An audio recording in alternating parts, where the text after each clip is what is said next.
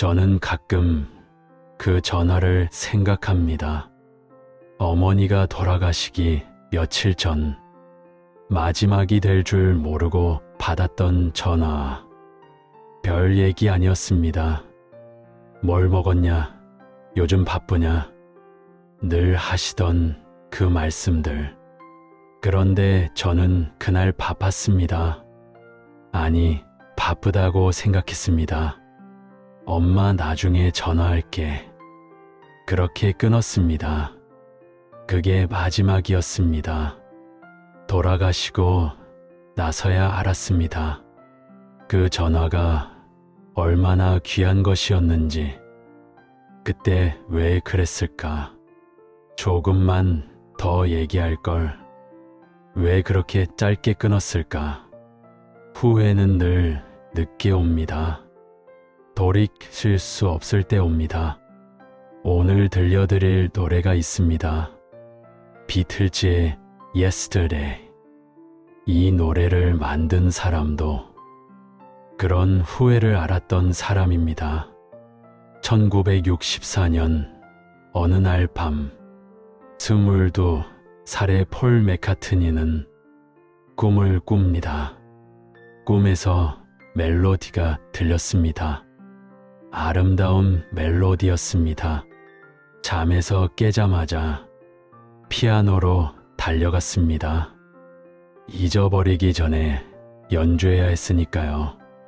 손가락이 건반을 누르는 순간 멜로디가 살아났습니다. 그런데 문제가 생겼습니다. 너무 좋은 거예요. 이렇게 좋은 멜로디가 꿈에서 그냥 떠오를 리가 없다고 생각했습니다. 혹시 어디서 들은 걸 베낀 게 아닐까?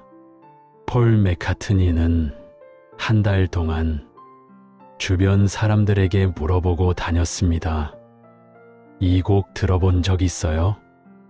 누구 노래 아니에요? 다들 처음 듣는다고 했습니다. 그제야 그는 이렇게 말했다고 합니다. 그럼 내 건가 보네. 꿈에서 받은 선물을 비로소 자기 것으로 인정한 겁니다. 재미있는 게 있습니다. 멜로디는 완성됐는데 가사가 떠오르지 않았습니다. 폴 맥카트니는 임시로 가사를 붙였습니다. 그 가사가 뭐였는지 아세요? Scrambled eggs, 스크램블 에그. 아침에 먹는 그 달걀 요리입니다. 스크램블 에그. 오, 내 사랑, 내 예쁜 달이. 농담처럼 붙인 가사였습니다. 멜로디를 잊지 않으려고요. 그런데 이게 몇 달을 갔습니다. 마땅한 가사가 떠오르지 않았거든요. 비틀즈 멤버들 사이에서는 이게 농담거리가 됐습니다. 야, 스크램블 에그 완성했어? 아직 달걀 프라이 중이야.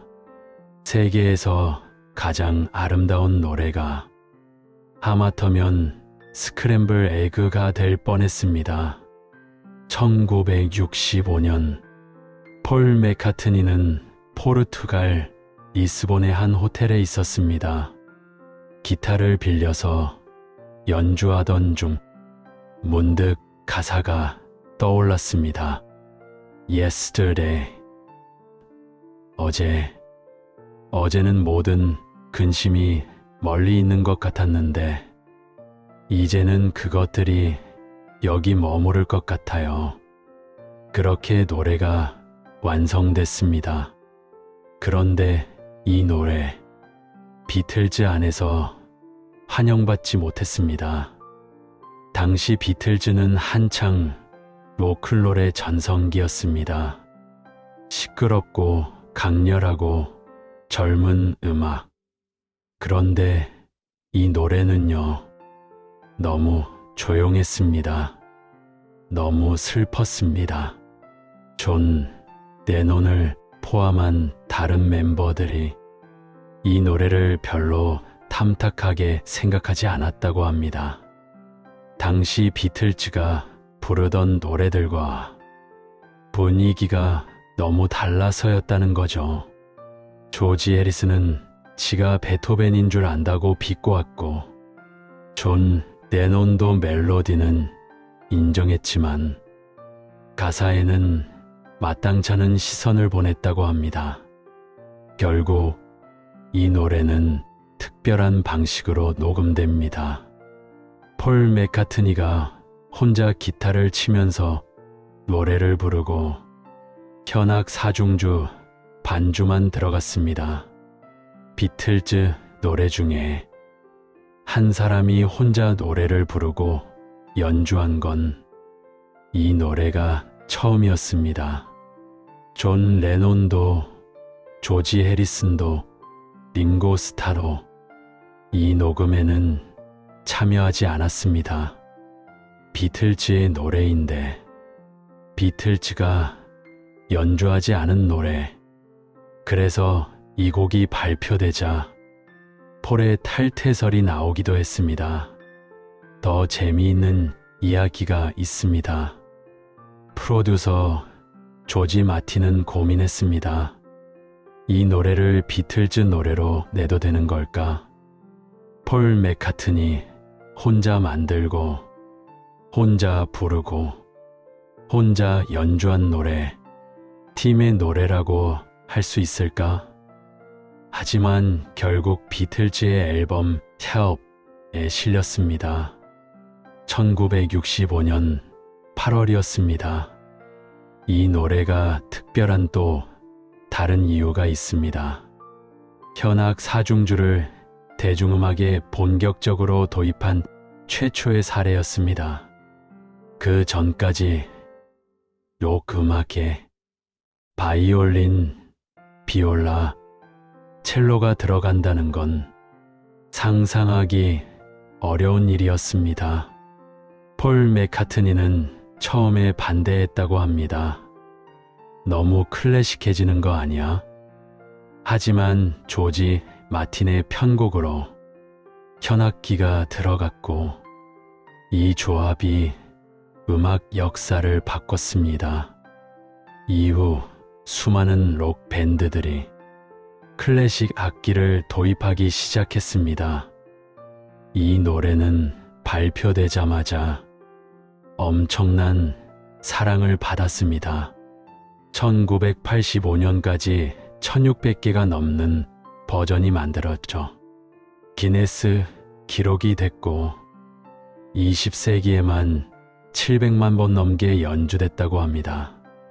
1999년 BBC 투표에서 20세기 최고의 곡으로 선정됐고 롤링스톤과 MTV에서도 역대 최고의 곡 1위를 차지했습니다.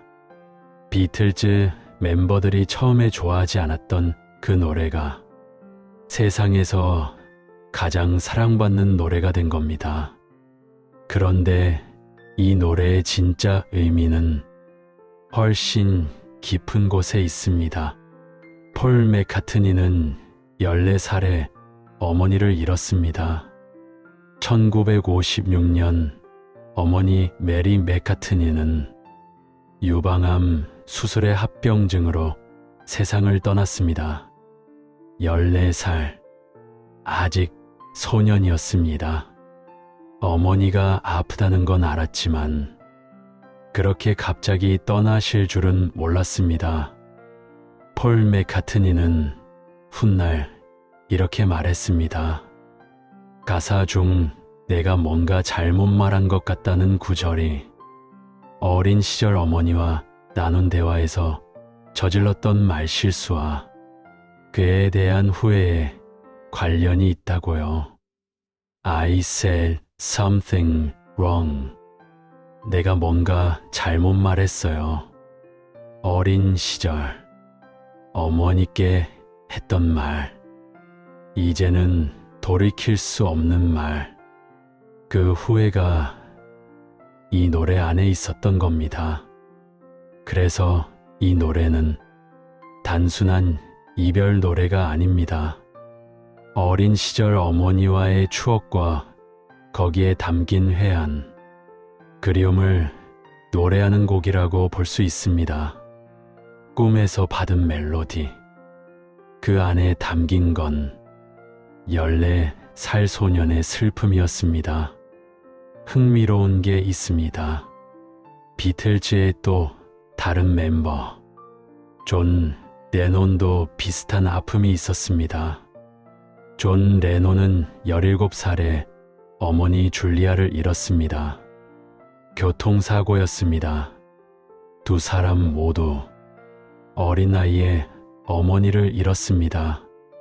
폴의 이 아픔은 훗날 존 레논과의 관계를 더욱 돈독히 해주었다고 합니다. 말하지 않아도 알 수 있는 그런 종류의 이해가 있었겠지요. 존 레논은 이 노래의 가사를 탐탁지 않아 했지만 어쩌면 그도 알았을 겁니다. 이 노래가 어디서 왔는지, 왜 이렇게 슬픈지, 어머니를 잃은 사람만이 아는 그 마음을요. 폴 맥카트니는 이제 80이 넘었습니다. 머리가 하얗게 센 할아버지가 됐습니다. 하지만 그는 지금도 콘서트에서 이 노래를 부릅니다. Yesterday, all my troubles seemed so far away. 어제는 모든 근심이 멀리 있는 것 같았는데 14살에 어머니를 잃은 소년이 80이 넘어서도 부르는 노래, 60년이 넘도록 여전히 그 어제를 노래합니다. 어쩌면 그리움이라는 건 나이가 든다고 사라지는 게 아닌가 봅니다. 저도 그렇습니다.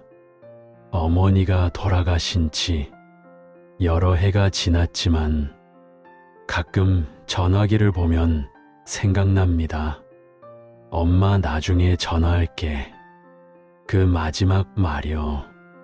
그 나중에는 오지 않았습니다. 다시는 오지 않았습니다. 여러분에게도 그런 어제가 있으신가요? 미처 하지 못한 말, 다시 돌아가 고치고 싶은 순간, 부모님께 혹은 먼저 떠난 누군가에게 전하 못한 말이 있으신가요? 오늘은 그 마음을 안고 이 노래를 들어보시면 어떨까요? 14살에 어머니를 잃은 소년이 꿈에서 받은 멜로디, 비틀즈의 Yesterday. 아래 링크를 남겨두겠습니다. 이 노래와 함께 여러분만의 어제를 떠올려 보시기 바랍니다.